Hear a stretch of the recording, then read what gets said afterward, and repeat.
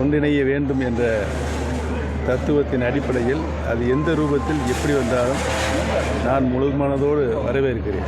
அதற்கு முழு ஒத்துழைப்பும் தருவேன். இந்த தேர்தலுக்குள்ளே ஒன்றிணைந்தாலான சார் நம்ம 2026 ஆட்சி அமைப்பதற்கான வாய்ப்பு இருக்குது. அப்படி ஒன்றிணைலாட்டினா திமுக சாதகமாக அமைச்சிருமே சார். உங்களுடைய கருத்து வரவேற்கக்கூடியது. அதுதான் நடக்கும்.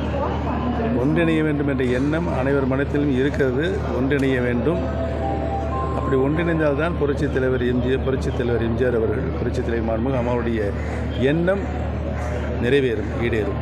ஒன்றிணைப்பு கருத்தில் மாறுபடுறாரு எடப்பாடி. அதுக்கு என்னதான் சார் காரணம்? உங்க நட்புக்குள்ள என்னதான் தயவுசெய்து என்னை கேட்கறது அவரை கேளுங்க. எடப்பாடி பழனிசாமியை தவிர்த்து வேற யாருமாக முதலமைச்சர் வேட்பாளர் அறிவிங்க, நான் திரும்பி மீண்டும் என்டிஏ கூட்டத்தில் இணையறேன்னு சொல்லி டிடிவி தினகரன் சொல்லியிருக்காரு. நல்ல கருத்து தான், ஆழமான கருத்து, சத்தான கருத்து.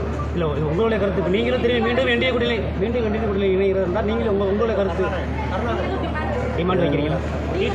என்னை பொறுத்தவரையில் கட்சி இணைவது குறித்து நான் எந்தவித டிமாண்டும் வைக்கவில்லை என்பதை தெரிவித்துள்ளேன்.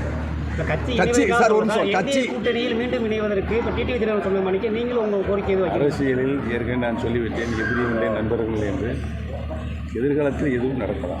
ஒன்றிணைந்தால் முதலமைச்சர் வேட்பாளராக எடப்பாடி பழனிசாமியை நீங்கள் ஏற்றுக்குவீங்களா? ஒரு மனதார திருப்பி ஒன்றிணைவதற்கு எடப்பாடி பழனிசாமி சரின்னு சொல்லிட்டா நீங்கள் அவரை முதலமைச்சர் வேட்பாளராக ஏற்றுக்கொள்வதற்கான பல பிரச்சனைகள் பேச வேண்டியிருக்கிறதுல.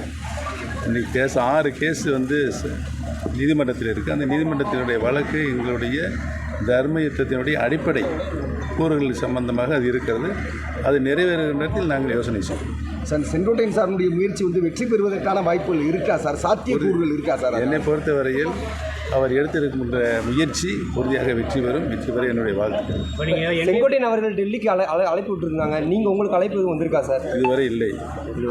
சார், இன்னொரு விஷயம் சார், அதாவது அதிமுகவை துண்டாடி விளையாடுவதை பாஜக ரசிக்கிறது.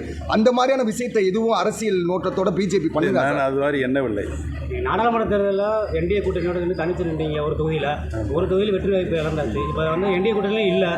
இப்போ வர தேர்தலில் நீங்கள் போட்டிட்டு உங்களோட வெற்றி கிடைக்க உடனே கருத்துக்களையும் கொள்கைகளையும் கோட்பாடுகளையும் கேட்டால் எப்படி சொல்லுவோம்? பொறுத்திருந்து பாருங்கள். தேர்தல் வர வர வர வர உங்களுடைய எண்ணம் நிறைவேறும். நான் தினந்தோறும் மக்களை சந்திச்சுட்டு தான் இருக்கேன்.